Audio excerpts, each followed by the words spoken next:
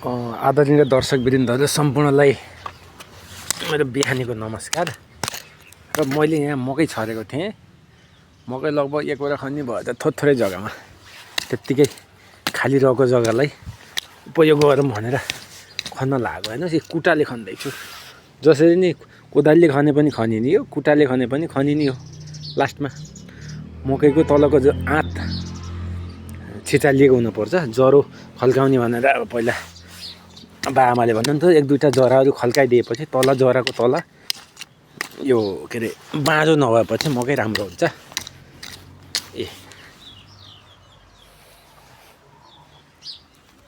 यहाँ सिमी पनि यत्र भएछन् यहाँ। तर थाँक्राको समस्या, थाँक्रा छैनन् त्यो। थाँक्राको समस्या कि यस्ता थाँक्रा हाल्यो त्यो। अब घरतिर दुनियाँभरका थाँक्रा थिए।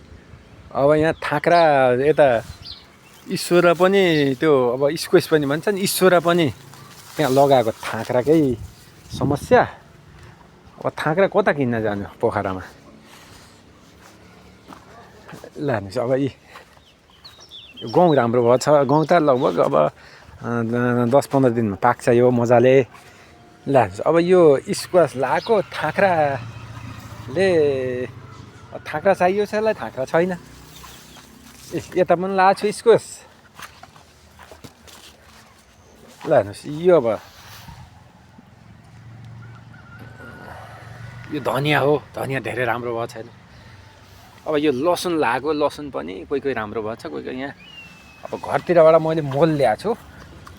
अब उता घरमा मजाले बाख्राको मोल, अनि यो कुखुराको सुली, अनि त्यसपछि यो खरानी राम्रो चिज हो तपाईँको। खरानीमा पोटास पाइन्छ। खरानीमा के हुन्छ भने एउटा छ्यारिएपन हुन्छ, माटो अम्लिए भएको हुन्छ। त्यो अम्लियो माटोलाई खरानीले छ्यारिएपन तपाईँको त्यो अब त्यो अम्लिएपनलाई त्यसले ठिक गर्छ।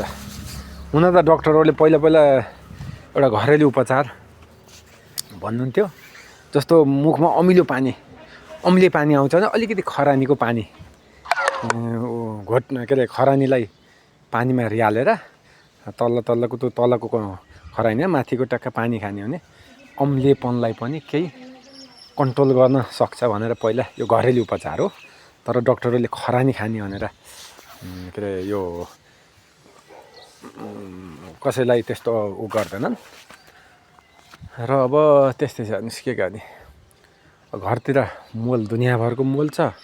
उहाँ घरमा बढी भएर मोल बिक्री गरिराखेका छौँ। गाईको र के अरे सरी यो भैँसी र बाख्राको जुतो, बाख्राको मोललाई जुतो नि भनिन्छ के अरे, बिर्केम्ला नि भन्छन् कोही।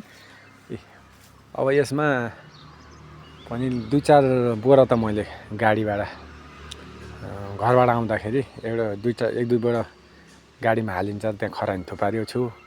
अब यहाँ मकै छर्न पर्ला।